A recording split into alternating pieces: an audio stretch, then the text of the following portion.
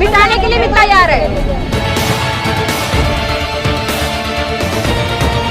बता सकते हैं, लेकिन 3-3 साल 4-4 साल जूनी हमारी घरपट्टी है, मीटर है, उसका हम बिल भर रहे हैं, टैक्स पावती हमारी भर रहे हैं।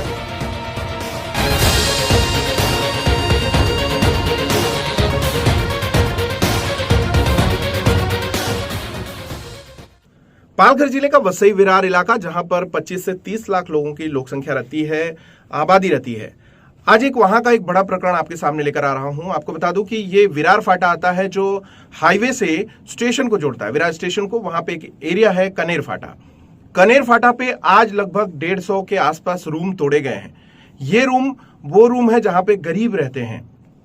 अब इस बात को समझिए कि एक सरकारी जमीन पे पिछले 5 सालों से अतिक्रमण किया जा रहा है, जिसके लिए सीधे तौर पे वसई तहसील और वसई तहसील के अधिकारी कर्मचारी, इसके साथ ही वसई विरार शहर महानगर पालिका का विशेष नियोजन प्राधिकरण ही जिम्मेदार है। गरीब जो 500, 200, 1000 रुपया पर डे जमा करता है और उससे अपना एक आशियाना बनाने की कोशिश करता है, और ये आता है उनके जाल में फंसते हैं जो बिल्डर 2 लाख, 1 लाख, 3 लाख रुपए का रूम ऑफर करते हैं और पार्ट पेमेंट लेने की बात करते हैं। लेकिन उनको रूम कौन सा दिया जाता है? वो यही वाले रूम होते हैं जो सरकारी जमीन पे बने हैं, ज्यादातर रिजर्वेशन प्लॉट्स पे बने हैं, जहां पर इनको फंसाकर, इनको बरगलाकर, गरीबों को घर का सपना दिखाकर इनको वहां ले जाया जाता है। एक रूम 8 से 10 लोगों तक को भी बेचा जाता है। यानी किसी ने अगर 2 लाख, 1 लाख 50,000 दिया तो वो रूम उसकी बुकिंग के नाम पे उसको फंसाया जाता है, और ऐसे ही 8-10 लोगों से पैसे जमा करके वो रूम बनाया जाता है, और वो 10 में से सिर्फ 1 को रूम मिलता है। बाकी यहाँ वहां फिरते पुलिस चौकी और दूसरे लोगों के पास भागते फिरते हैं। ये है वसई विरार की कहानी।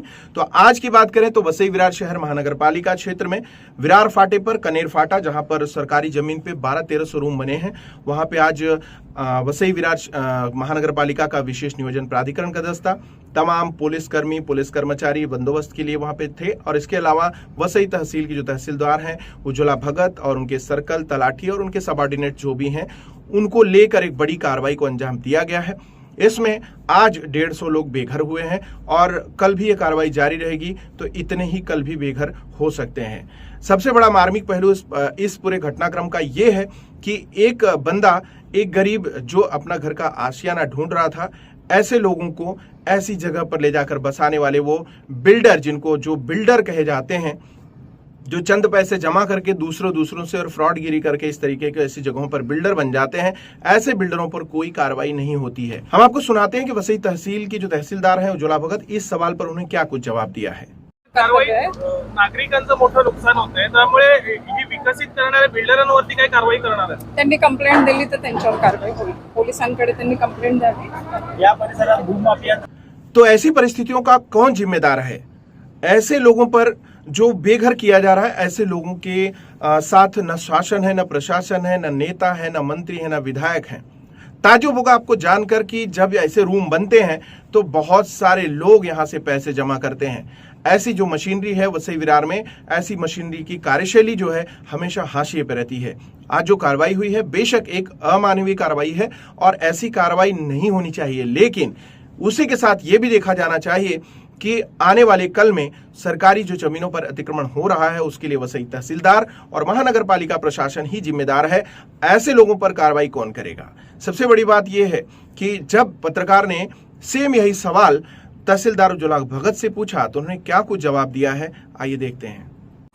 मॅडम काय सांगाल, एकूण ही कारवाई सुरू आहे, कशा पद्धतीने काय नेमकं या कारवाईचं? या ठिकाणी बऱ्याच प्रमाणात अनधिकृत बांधकाम झाल्याच्या तक्रारी प्राप्त होत होत्या आणि त्या अनुषंगाने आजची मोहीम ही हाती घेतलेली आहे। एकूण किती घरांवरती कारवाई होणार आहे आणि कशा प्रकारे कारवाई सुरू होणार आहे? इथे गाड्या आहेत, 70 ते 80 गाड्या आहेत, ते पहिले तोडून लोकांना पण आम्ही 240 घरांना नोटीस बजावलेल्या आहेत। त्या अनुषंगाने आज आणि उद्या कारवाई करतो। पण मात्र मॅडम इथे स्थानिक नागरिक असे आरोप करत आहेत, महसूल विभाग आणि महानगरपालिका ही 5 वर्ष आधी का घटली होती की ज्यावेळी पहिली ईट इथं ठेवण्यात आलेली, त्यानंतर काय आता झोपेचा सोंग घेऊन बसले होते? असं काही नाही आहे। शासकीय जमिनीवरचं अतिक्रमण दूर करायची आमचं मॅडम, या कारवाई नागरिकांचं मोठं नुकसान होतंय, त्यामुळे ही विकसित करणाऱ्या बिल्डरांवरती काय कारवाई करणार आहे? त्यांनी कंप्लेंट दिली तर त्यांच्यावर कारवाई होईल। पोलिसांकडे त्यांनी कंप्लेंट द्यावी। या परिसरात भूमाफियांचा मोठा हेतू आहे आणि त्याचा फटका सामान्य नागरिकांना, त्याबद्दल काय सांगाल? कारण एवढे दिवस झाले ही कारवाई होणं अपेक्षित होतं। त्याच अनुषंगाने तक्रारी प्राप्त होत होत्या, त्या अनुषंगाने आज आणि उद्या ही मोहीम हाती घेतली। तो आपने सुना कि वसई तहसील की तहसीलदार क्या कह रही हैं। वो साफ कह रही हैं कि इनके ऊपर जो कार्रवाई है, बिल्डर्स के ऊपर कार्रवाई, अगर कोई जिसका रूम टूटा है अगर वो कंप्लेंट देता है तो निश्चित तौर पे उस बिल्डर पे कार्रवाई की जाएगी। अब मान के चलिए कि आपका सामान कोई चुरा रहा है और आप उसके अधिकारी हैं, आपका अधिकार है उसको रोकना। आपने 2 साल 3 साल 4 साल 5 साल नहीं रोका, उसको अतिक्रमण किया गया, उसकी चोरी की गई। अब जिम्मेदार कौन है? वो जिम्मेदार है जो रूम खरीदा, वो जिम्मेदार है जिसने रूम बनाया, वो जिम्मेदार है जो अगल बगल बैठे अधिकारी हैं, या आप जिम्मेदार हैं जो वसई तहसील की तहसीलदार हैं? आखिर सवाल तो खड़ा होता है कि आखिर कौन इस घटना का जिम्मेदार है। 1200-1500 रूम एक जगह बन रहे हैं। ऐसे हालात आप देखिए भोईदापाड़ा के पूर्व में हो चुके हैं। राजीवली क्षेत्र देखेंगे तो वहां भी ऐसा ही कार्यक्रम सब शुरू है और वहां पे निर्बाध चल रहा है, कोई कंट्रोल नहीं है। पूरे वसई में खास करके जो सरकारी जमीनें हैं उन सब पे अतिक्रमण किया जा रहा है।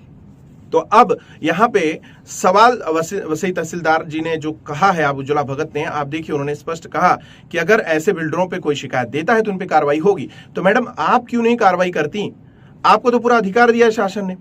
2 साल 1 साल 3 साल में जितने भी तहसीलदार रहे हैं उनकी जानकारी में जो ऑफिसर जो बैठे रहते हैं अगल बगल इन जगहों के, जिनका काम है, सर्कल ऑफिसर हैं, तलाठी ऑफिसर हैं, उनसे छोटे और बड़े अधिकारी हैं जिनका काम ही सिर्फ यही है, आखिर वो क्या कर रहे थे पिछले साल 2 साल 3 साल में, ये भी तो पूछा जाना चाहिए।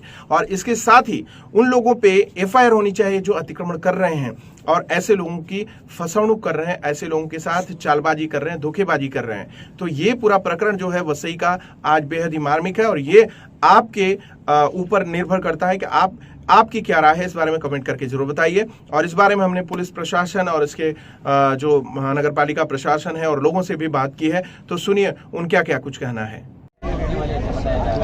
हम लोग यहाँ 5-6 साल से हो रहे थे यहाँ पे, और यहाँ पे अचानक से ऐसा नोटिस दे दिया गया कि यहाँ पे तोड़ दिया जाएगा पूरा। इसके लिए हम लोग यहाँ पे खड़े हैं। या हम लोग कैसे कैसे रूम लिए, यहाँ पे अपने बच्चे से काम करवाते, छोटे छोटे बच्चों से काम करवाते, कैसे पढ़ाते, हम लोग कैसे झोपड़पट्टी, हम लोग शौक से नहीं रह रहे यहाँ पे, हम लोग की भी मजबूरी है। अच्छा, घरपट्टी लगी है आपके घर पे? हाँ, हमारी घरपट्टी भी है, हमारा मीटर घरपट्टी वगैरह घरपट्टी हमारा हो गया 2-3 साल हो गए लग के, और मीटर भी लगा हुआ है। हम लोग बराबर हर एक चीज टाइम से भर रहे हैं। जब मैं रूम तोड़ना था तो पहला रूम बना था, दूसरा रूम बना था, तीसरा रूम बना था, तब ये पब्लिक कहाँ थी तोड़ने वाली। और आज अचानक इतनी पब्लिक बसने के बाद आज तोड़ने के लिए आई है। क्यों? पहले समय नहीं दिखाई दिया था क्या? पैसा लिया था क्या? हाँ, पैसा लिया गया था ना। कैसे हम लोगों ने पैसा दिया, कैसे नहीं दिया, वो हम ही लोग जानते हैं ना। अगर हम लोग के पास पैसा होता, ये होता तो हम लोग यहाँ रहते क्या, खड़े रहते क्या हम लोग यहाँ पे धूप में? कैसे किए, कैसे नहीं किए? हमारे आदमी का क्या काम है, क्या काम नहीं है। हम लोग खुद काम करते, छोटे छोटे बच्चों को लेके गोद में रात दिन काम करके तब जाके एक झोपड़पट्टी लिए, और आज अचानक में आ गए तोड़ने के लिए। हम लोग कहाँ जाएंगे अपने बच्चे को लेके? आज कार्रवाई है, आपका विरोध कैसा रहेगा? किस तरह से आप घर बचाना चाहेंगे? घर बचाने के लिए हम अपने आप को मिटाने के लिए भी तैयार है। या तो घर रहेगा, घर टूटने से पहले हम लोग के ऊपर से बुलडोजर चढ़ के जाएगा हमारे घर तक पहुंचने के लिए। नोटिस आया है घर तोड़ने का, और गए कितने साल से यहाँ पे कितनी पब्लिक रह रही है, क्या कैमरा मैन? यहाँ पे कम से कम 2 से 4 हजार पब्लिक रह रही है और 2000 झोपड़े बने हुए हैं, लेकिन इसके पहले कभी नोटिस वगैरह नहीं दिया इन लोगों ने। और फिर तो बनाने के टाइम तो कुछ नहीं बोले, लेकिन 4 साल बाद जब हमारी मीटर घरपट्टी वगैरह लग गई तो उसके बाद अब इसको तोड़ने के लिए बोल रहे हैं कि ये सरकार जमा जगह है। तो मैं सरकार से बस इतना ही पूछना चाहता हूँ कि 4 साल सरकार कहाँ थी कि जब हमारे झोपड़े बन रहे थे तब सरकार ने कुछ नहीं कहा, लेकिन आज झोपड़े बनने के बाद सरकार बोल रही है सरकार जमा है। और हमारे साथ जो और 4-5 लेडीज साथ में थी उनको उठा करके भी चौकी में बंद किए हुए हैं। इसका विरोध आप किस तरह से करें, घर बचाने के लिए कैसे करोगे? इसका विरोध हम शांतिपूर्ण करना चाह रहे हैं कि हमको कोई अहिंसा नहीं करना है और शांतिपूर्ण हमारा जैसे झोपड़ा है तो हम गरीबों का झोपड़ा गरीब वैसे ही बचा रहे। हमको उसको तो किसी से विरोध करके नहीं करना है, लेकिन हमको शांतिपूर्ण विरोध करना है कि हमारा घर न टूटे। सरकार ने इस घरों को घरपट्टी दी है, लाइट बिल दिया है, बकायदा ये घर अधिकृत कहा जा सकता है। ये होने के बाद भी ये कार्रवाई हो रही? सर, अभी सरकार ये किस वजह से कार्रवाई कर रही है ये तो हम नहीं बता सकते, लेकिन 3-3 साल 4-4 साल जूनी हमारी घरपट्टी है, मीटर है, उसका हम बिल भर रहे हैं, टैक्स पावती हमारी भर रहे हैं। तो अभी तक तो ऐसी कोई प्रॉब्लम नहीं आई थी, ये प्रॉब्लम अब क्रिएट हो रही है। लोगों का कहना है कि यहाँ पे जेसीबी नहीं चलने देंगे, जेसीबी आएगा तो हम उनके आगे चले सर, एक एक पैसा हम लोग कितनी मेहनत से जमा करके अपना झोपड़ा बनाए हैं, आज सरकार उसको तोड़ना चाहेगी तो हम ऐसे कैसे तोड़ने देंगे। तो सरकार से हमारी इतनी ही गुजारिश है, एक तरफ हमारे देश के पंतप्रधान ये कहते हैं कि 2024 तक हर आदमी को अपना घर मिलेगा, दूसरे हम एक एक पैसा जमा करके अपना घर बनाते हैं तो सरकार ही उसको तोड़ रही है। तो आप बोल रहे हैं कि ये सरकार जमा जगह है, तो 4 साल कहाँ थी हमारी सरकार।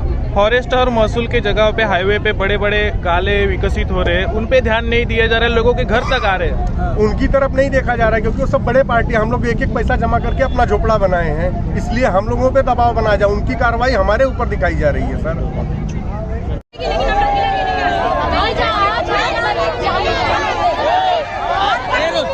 पीछे कंपनी आहे आणि RCB एक आहे।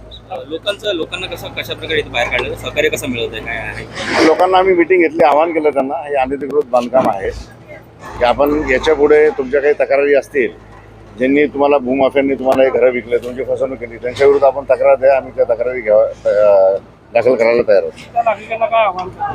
हे अनधिकृत जे बांधकाम आहे त्यांच्याकडनं असं घर वगैरे काही विकत घेऊ नये, जे अधिकृत आहे त्याची खात्री करावी आणि तरच मग ते खरेदी करावी, अन्यथा करू नये।